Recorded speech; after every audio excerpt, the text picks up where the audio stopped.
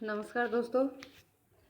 सामान्य विज्ञान की जो प्रश्नों की सीरीज चल रही थी उसमें 225 प्रश्न हम पढ़ चुके थे। अब हम स्टार्ट करते हैं नेक्स्ट जो है प्रश्न। तो चलिए शुरू करते हैं। शुरू करने से पहले मेरी आपसे रिक्वेस्ट है कि यदि आपने चैनल को सब्सक्राइब नहीं किया तो चैनल को सब्सक्राइब करके बेल आइकन को क्लिक कर ले ताकि आने वाली हर वीडियो का नोटिफिकेशन आप तक पहुँच जाए। ये जो प्रश्न है ये सारे वो प्रश्न हैं जो पिछले सालों परीक्षाओं में आए हुए प्रश्न, पूछे गए प्रश्न हैं। तो सामान्य विज्ञान से संबंधित इन महत्वपूर्ण प्रश्नों की ये चौथी वीडियो है। तो चलिए शुरू करते हैं। सबसे पहला प्रश्न, आयोडीन की कमी के कारण होता है कौन सा रोग होता है?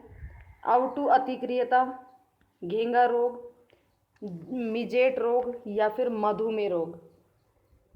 तो आयोडीन की कमी के कारण होता है घेंगा रोग।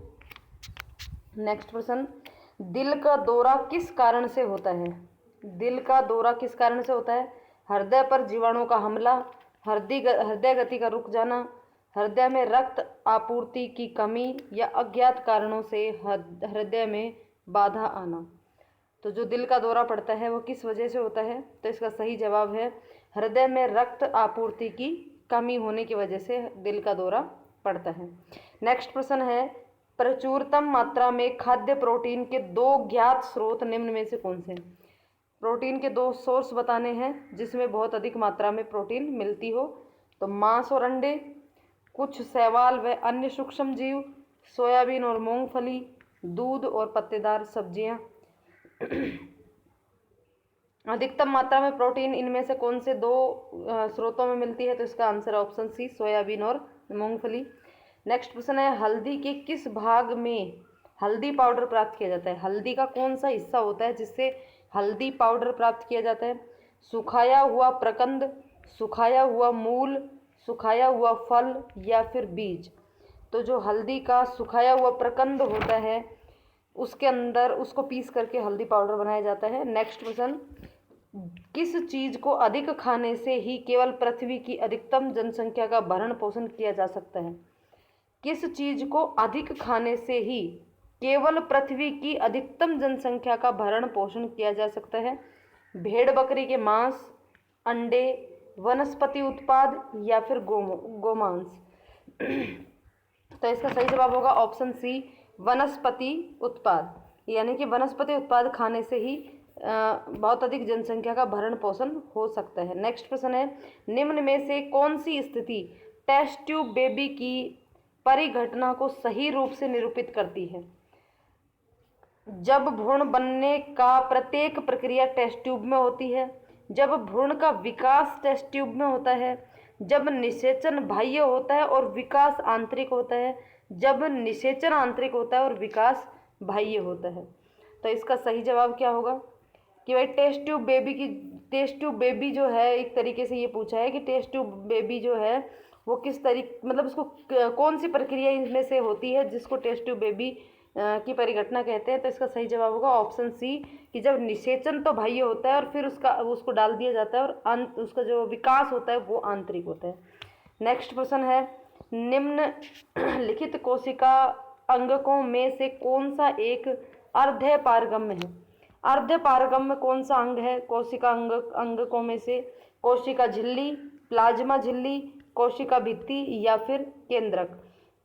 तो इसका सही जवाब हो जाएगा कोशिका झिल्ली अर्धपारगम्य है।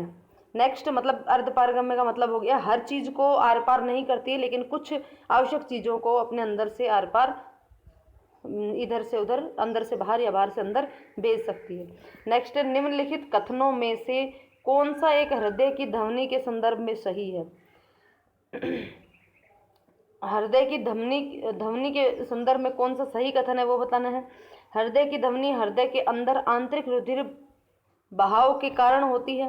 हृदय की ध्वनियाँ हृदय के बाहर बाह्य रुधिर बहाव के कारण होती है। हृदय की ध्वनि अंदर के वाल्वों के खुलने और बंद करने के कारण होती है। सामान्य हृदय ध्वनि मरमर कहलाती है। तो इनमें से सही कौन सा है? तो इसका आंसर हो जाएगा ऑप्शन सी।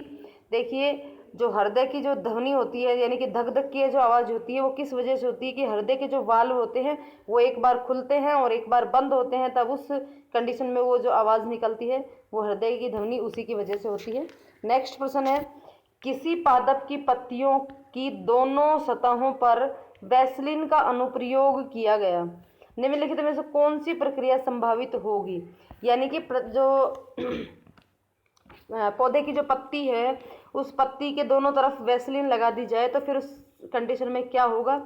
प्रकाश संश्लेषण होगा, श्वसन, वाष्पोत्सर्जन, कौन सी घटना जो है इनमें से प्रभावित होगी ये पूछा है। प्रकाश संश्लेषण प्रभावित होगा कि श्वसन प्रभावित होगा या फिर वाष्पोत्सर्जन प्रभावित होगा? तो यहाँ पे देखिए ऑप्शन इनमें से कौन से सही है वो बताने हैं। केवल 1 और 3, केवल 2 और 3, 1 2 3 तीनों ही। तो देखिए जब पत्तियों के दोनों सतहों पर वैसलीन लगा दी जाएगी तो प्रकाश संश्लेषण की क्रिया भी प्रभावित होगी और पत्तियों जो पादप का जो श्वसन है वो भी प्रभावित होगा और उसका वाष्पोत्सर्जन भी प्रभावित होगा, यानी कि तीनों चीज़ें प्रभावित होंगी। तो आंसर हो जाएगा ऑप्शन डी 1 2 और 3। नेक्स्ट प्रश्न है, निम्न में से कौन सा एक सबसे बड़ा बंदर है? सबसे बड़ा बंदर कौन सा है? इसके लिए नाम दे रखे स्पाइडर बंदर, बैबून, गोरिल्ला या हाउलर बंदर। तो इसका आंसर हो जाएगा ऑप्शन बी, बैबून जो है वो सबसे बड़ा बंदर है। नेक्स्ट है, सामान्य खाद्य छत्रक क्या होता है? खाद्य छत्रक क्या होता है? कवकीय जीवाणुओं का पुंज, कवक तंतु का प्रकार, कसकर ठसाठस भरे कवक जाल, अलैंगिक बीजाणु पैदा करने के लिए प्रयुक्त संरचना। तो आंसर हो जाएगा ऑप्शन सी, कसकर ठसाठस भरे कवक जाल। नेक्स्ट प्रश्न है, AID मानव प्रतिरक्षाहीनता विषाणु HIV के द्वारा होता है जो है, यानी कि एड्स जो है वो कौन से HIV के द्वारा होता है? उसका वो है रिट्रोवायरस, लेंटेवायरस, आर्बोवायरस या प्रतिरक्षा विषाणु। तो इसका सही जवाब हो जाएगा ऑप्शन ए, रिट्रोवायरस। एक काष्ठीय पौधे की संरचना की आंतरिक छाल का मुख्य कार्य क्या होता है? काष्ठीय पौधे की आंतरिक छाल का मुख्य कार्य क्या होता है? जड़ों से पत्तियों के खनिज और जल का परिवहन करना, एक झिल्ली की तरह कार्य करना जो कि जल और गैस दोनों के प्रति अपारगम्य है, पत्तियों से पौधों के अन्य भागों को खाद्य का परिवहन करना, पौधे की शाक भक्षी जंतुओं से रक्षा करना। इनमें से कौन सा प्रमुख कार्य है? तो इसका ऑप्शन हो जाएगा सी, पत्तियों से पौधे के अन्य भागों को खाद्य का परिवहन करना। नेक्स्ट, निम्न में से कौन सा बर्ड फ्लू वायरस है जिसे एवियन फ्लू वायरस भी कहा जाता है? H5N1, H1N5, N5H1 या N1H5? इनमें से कौन सा वायरस है जो बर्ड फ्लू का है? तो यहाँ पे ऑप्शन ए, H5N1। नेक्स्ट प्रश्न है, पौधों में क्लोरोफिल बनाने के लिए कौन सा तत्व सहायक है? पौधों के अंदर जो क्लोरोफिल बनता है उसके लिए कौन सा तत्व सहायक है? कैल्शियम, मैग्नीशियम, पोटेशियम या फास्फोरस? सही जवाब होगा ऑप्शन बी, मैग्नीशियम। प्रकाश संश्लेषण का अंतिम उत्पाद क्या होता है? कार्बोहाइड्रेट, कार्बन डाइऑक्साइड, ऑक्सीजन या फिर जल? तो इसका आंसर हो जाएगा कार्बोहाइड्रेट होता है।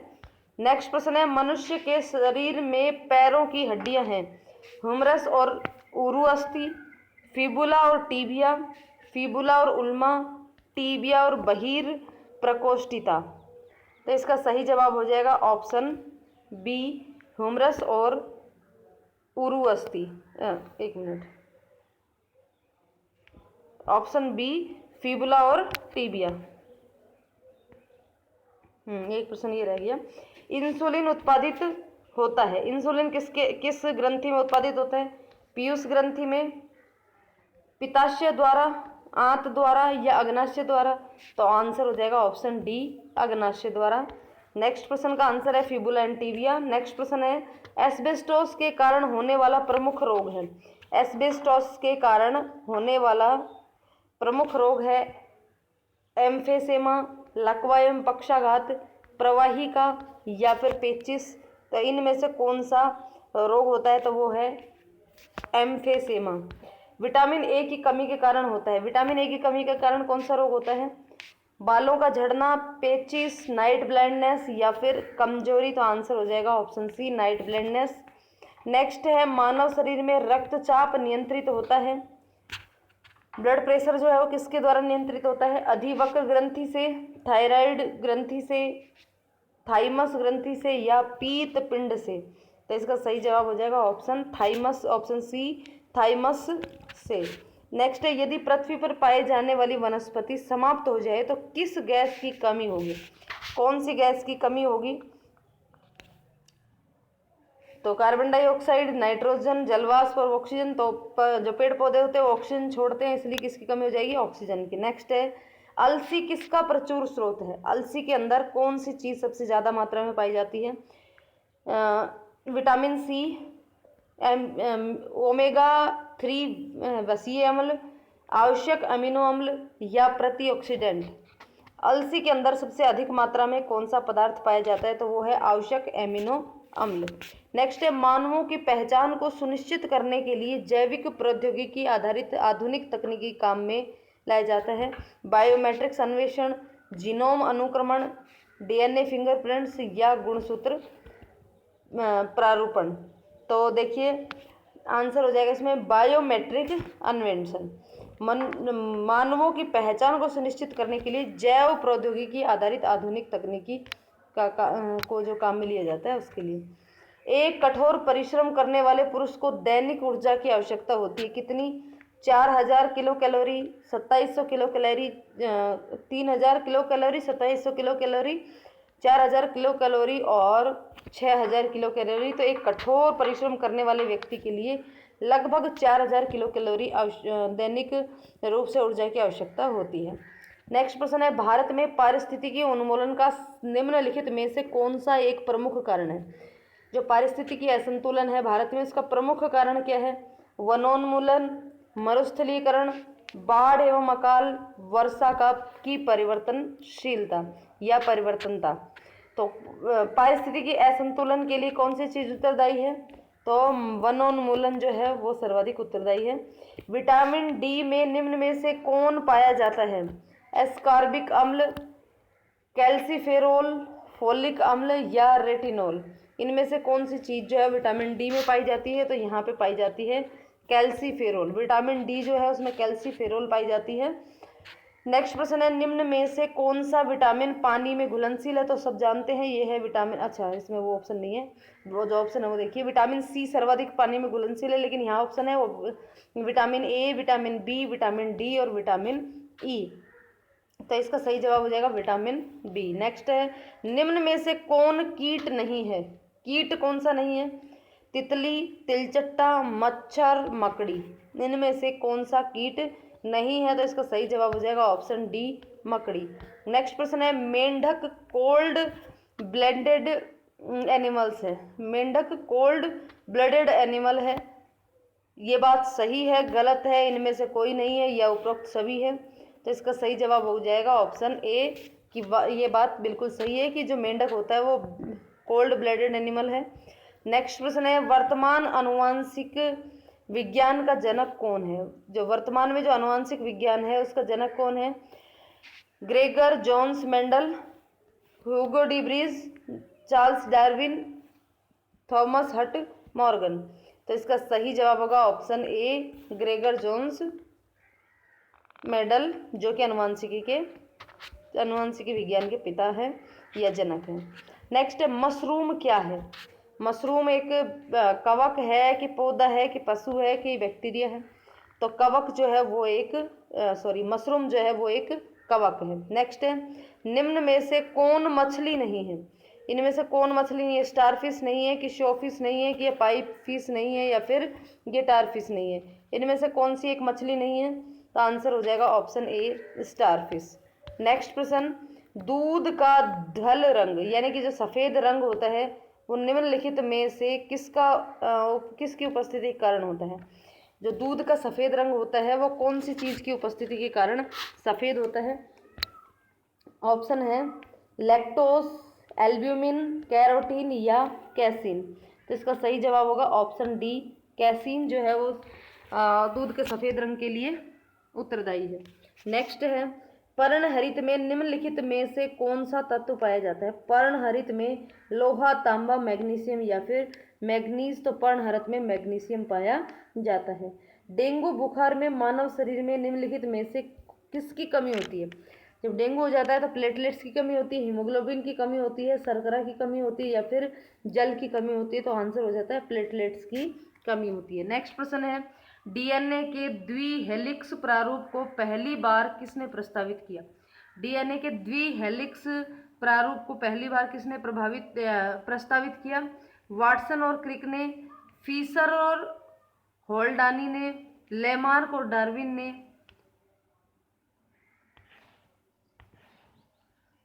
ह्यूगो डी ब्रिज ने।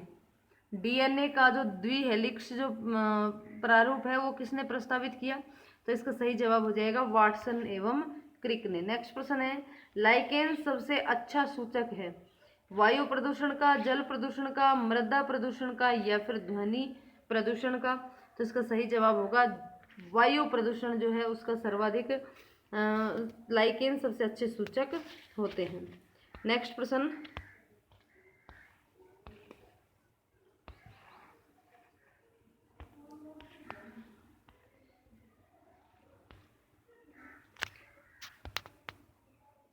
नेक्स्ट प्रश्न है, इको मार्क उन भारतीय उत्पादों को दिया जाता है जो शुद्ध और मिलावट रहित हों, प्रोटीन समृद्ध हों, पर्यावरण के प्रति मैत्रीपूर्ण हों या आर्थिक दृष्टि से व्यवहार्य हों। इको मार्क कौन से भारतीय उत्पादों को दिया जाता है? तो सही जवाब हो जाएगा ऑप्शन सी, पर्यावरण के प्रति मैत्रीपूर्ण हो उनको इको मार्क दिया जाता है। नेक्स्ट प्रश्न है, चिपको आंदोलन मूल रूप से किसके विरुद्ध था? जल प्रदूषण, ध्वनि प्रदूषण, वन कटाई या फिर सांस्कृतिक प्रदूषण? तो आंसर हो जाएगा ऑप्शन सी, वन कटाई। नेक्स्ट प्रश्न,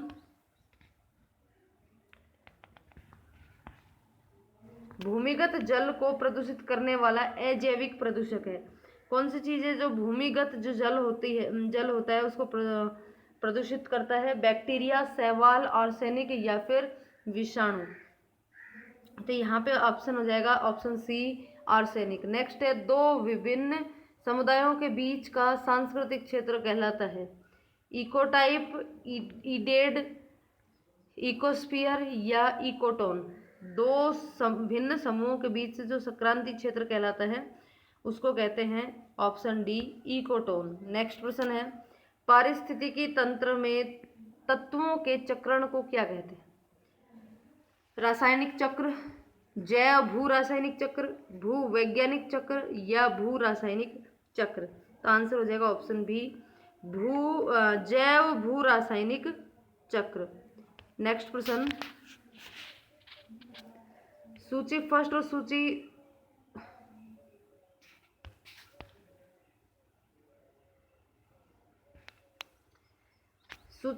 सूची सेकंड को सुमिलित कीजिए और सूची में दिए गए कूटों का प्रयोग करके सही उत्तर को चयन करना है कि कौन से प्रदूषण से कौन सा अंग जो है प्रभावित होता है? एस्बेस्टोस, धूल, शीशा, पारा, कार्बन मोनोऑक्साइड, मस्तिष्क, उदर, फेफड़ा, रक्त धाराएं।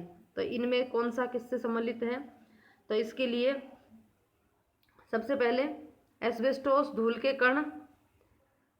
कण ये फेफड़े को प्रभावित करते हैं। शीशा, पारा, कार्बन मोनोऑक्साइड, तो कार्बन मोनोऑक्साइड जो है वो मस्तिष्क को प्रभावित करती है। इसके अलावा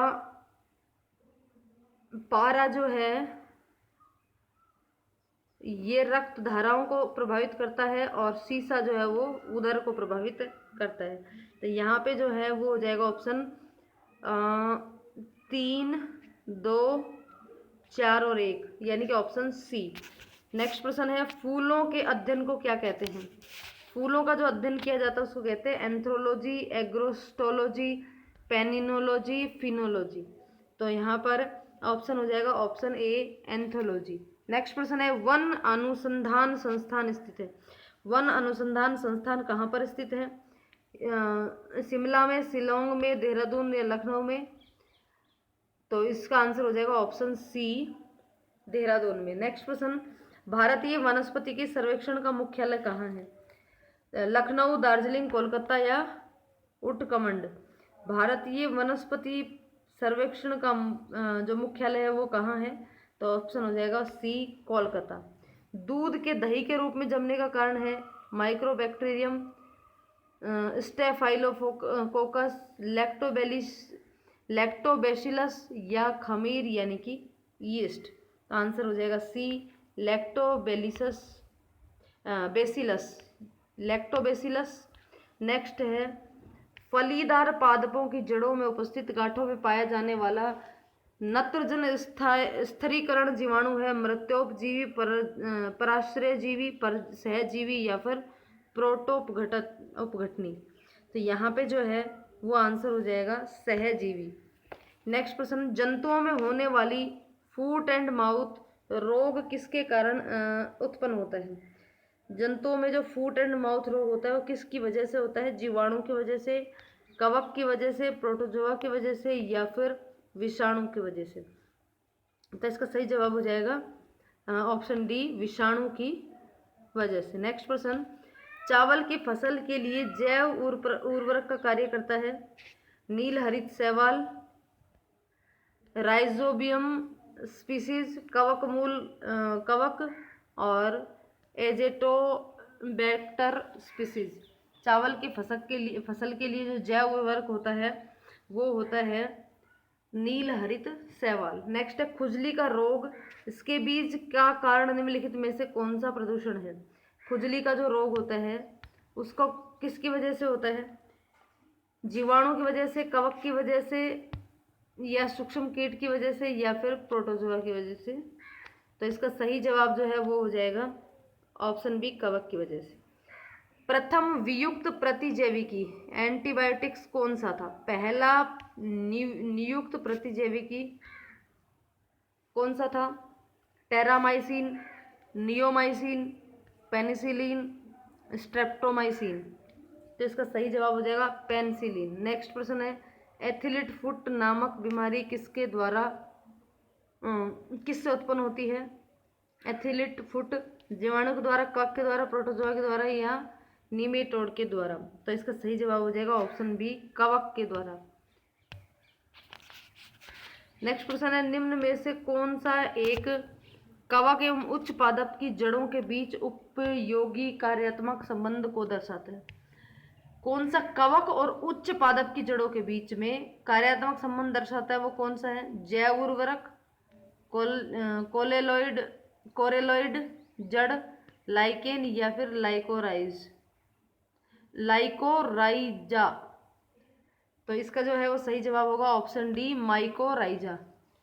नेक्स्ट प्रश्न है निम्न में से किस फसल में एजोला और एनाबिना जैव उर्वरक जो है उनका प्रयोग किया जाता है? कौन सी फसल में एजोला और एनाबिना जैव उर्वरक का प्रयोग इनमें से कौन सी फसल में किया जाता है? तो ऑप्शन आ जाएगा चावल में। नेक्स्ट प्रश्न है चिलगोजा निम्न में से किस प्रजाति के बीज से प्राप्त होता है? चिलगोजा पाइन से, पाम से, साइकस से या फिर देवदार से? तो आंसर हो जाएगा ऑप्शन ए, पाइन से। नेक्स्ट प्रश्न है निम्न में से कौन सा रूपांतरित तना है? गाजर, शकरकंद, नारियल या फिर आलू?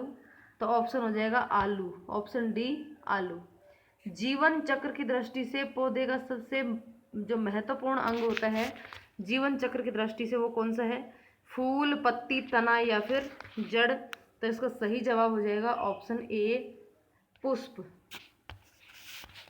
नेक्स्ट प्रश्न है किसी द्विलिंगी फूल में यदि पुष्पांग एवं जनांग विभिन्न समय पर वयस्क होते हैं तो इस प्रक्रिया को क्या कहते हैं? डिकोगेमी, हर्कोगेमी, हेट्रोगेमी या फिर मोनोगेमी? तो इसका सही जवाब हो जाएगा डिकोगेमी। नेक्स्ट प्रश्न है कीटों द्वारा परागित फूलों का परागण खाली जगह होते हैं।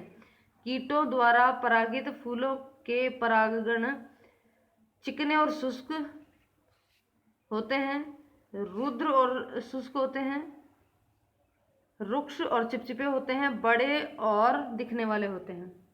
तो इसका सही जवाब हो जाएगा ऑप्शन बी, रुद्र और चिपचिपे होते हैं। नेक्स्ट प्रश्न, तना काट आमतौर पर किसके प्रवर्धन के लिए उपयोग किया जाता है?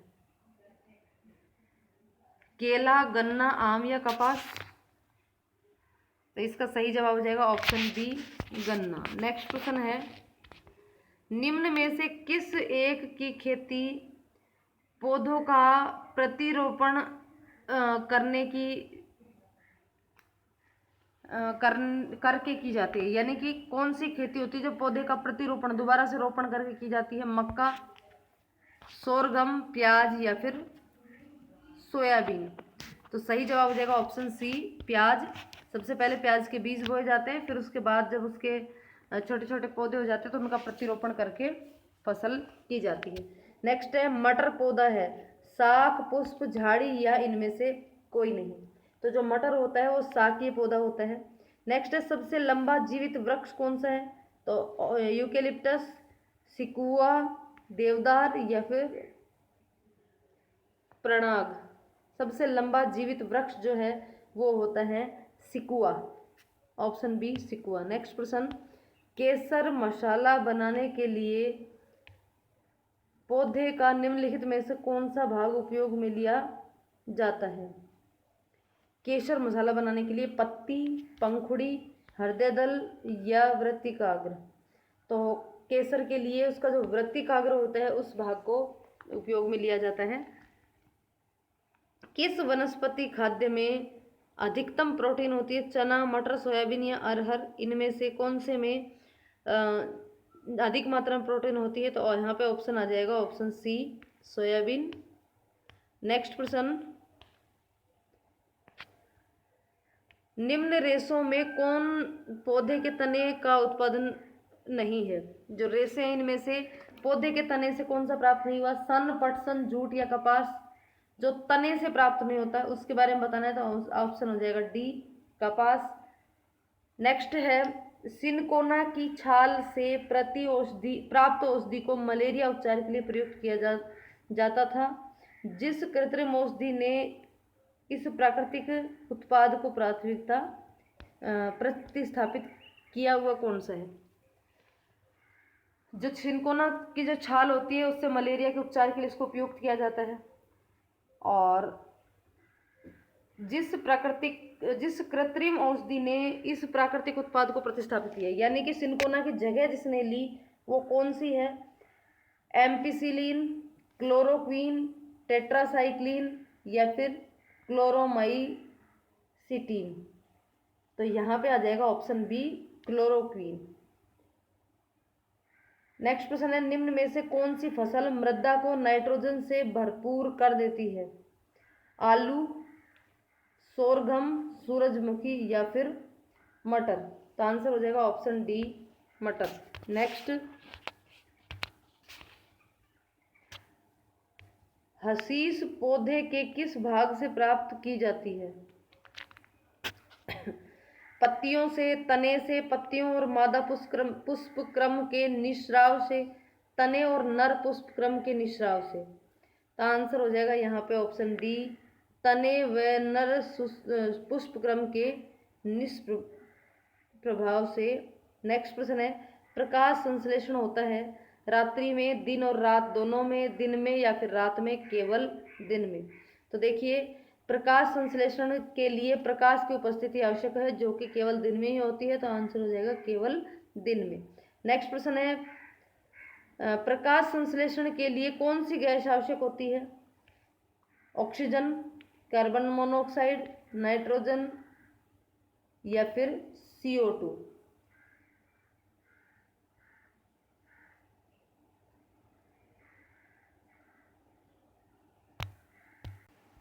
Answer D, carbon dioxide. पौधे व पेड़ का खाना तैयार करने की प्रक्रिया क्या कहलाती है? कार्बोहाइड्रोसिलिस, मेटाबॉलिक सिंथेसिस,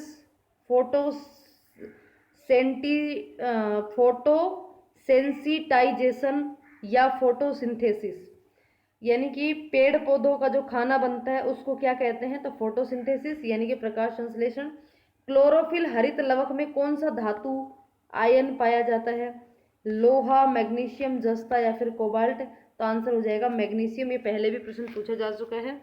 तो आज के लिए इतना ही, मिलते हैं एक और नेक्स्ट वीडियो में जिसमें इससे आगे के प्रश्न कवर करेंगे। तो अगली वीडियो तक के लिए धन्यवाद।